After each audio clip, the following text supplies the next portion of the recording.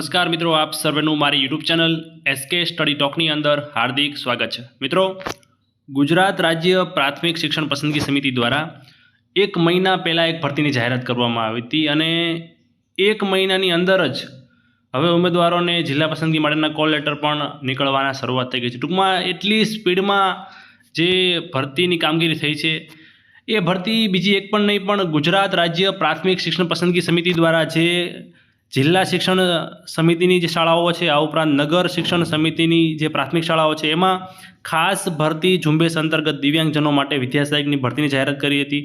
જગ્યાઓ 1 થી 5ની અંદર સારા એવા પ્રમાણમાં આવી હતી। જે દિવ્યાંગતાના જૂથ છે એ કેટેગરીમાં 1 થી 5ની અંદર 1029, બી કેટેગરીમાં 1327, સી કેટેગરીમાં 0 હતી અને ડી અને ઈ કેટેગરીમાં 1359।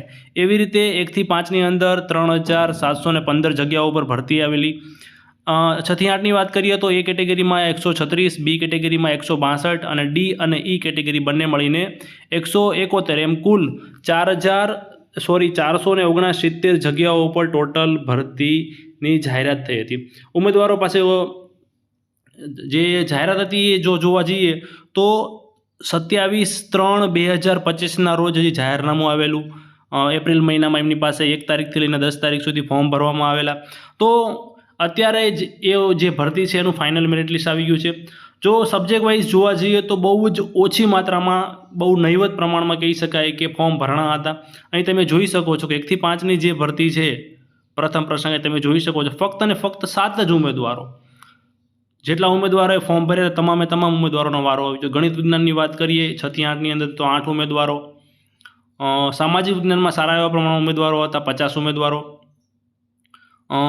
ગુજરાતીમાં વાત કરીએ તો 13 ઉમેદવારો, હિન્દીમાં વાત કરીએ તો જે ભાષા છે હિન્દી વિષય છે એમાં 8 ઉમેદવારો, અંગ્રેજી વિષય છે જે 6 થી 8ની અંદર એની અંદર 11 ઉમેદવારો, એવી જ રીતે જે સંસ્કૃત ભાષા છે એની અંદર 7 ઉમેદવારો। આવી રીતે જેટલા પણ ઉમેદવારોએ ફોર્મ ભર્યું હતું, બહુ નહિવત પ્રમાણમાં ફોર્મ ભરણા હતા ભરતી સામે જેટલી ભરતીની જાહેરાત હતી, તો તમામે તમામ જેટલા પણ ઉમેદવારોએ ફોર્મ ભર્યો હતો એનું જે અત્યારે પ્રથમ તબક્કો જાહેર થયો, જેટલા પણ ઉમેદવારોએ ફોર્મ ભરેલા છે એમને કોલ લેટર નીકળવાની શરૂઆત થઈ ગઈ છે। એમને 10/5/2025ના રોજ જિલ્લા પસંદગી માટે પણ બોલાવવામાં આવેલા છે। તો આના આધારે સીધી આપણને એ ખબર પડે છે કે સરકારે 4184 જગ્યાઓ પર ભરતીની જાહેરાત કરી હતી।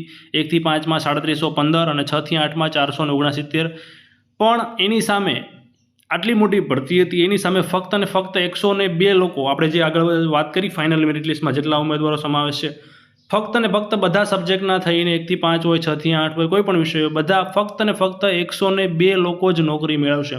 સરકારે જે ભરતીની જાહેરાત કરી હતી બહુ મોટી, એની સામે 102 લોકો નોકરી મેળવશે। એનો સીધો અર્થ શું થાય છે કે આગામી સમયમાં જે પીએચ કેટેગરીના ઉમેદવાર છે, દિવ્યાંગતા ધરાવતા ઉમેદવારો છે, કદાચ પરીક્ષા જે તે સમયે ન આપી શક્યા, થોડુંક વાંચન રાખજો મિત્રો।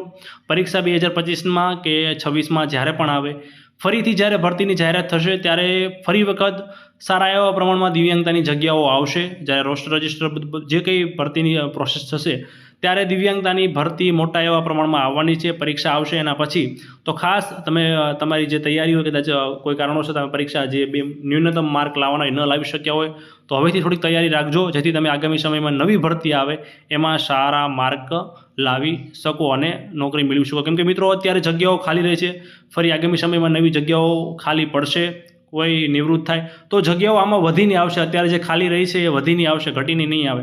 તો આ ખાસ ધ્યાને રાખજો। આવી નવી કોઈ પણ અપડેટ માટે આપણી ચેનલ એસકે બ્રેઇનને સબસ્ક્રાઇબ કરો અને ખાસ બાજુમાં આપેલા બેલ આઇકનને પણ દબાવી દેજો, જેથી હું કોઈ પણ વિડીયો મૂકું તો તમારા સુધી પહોંચી જાય। ધન્યવાદ।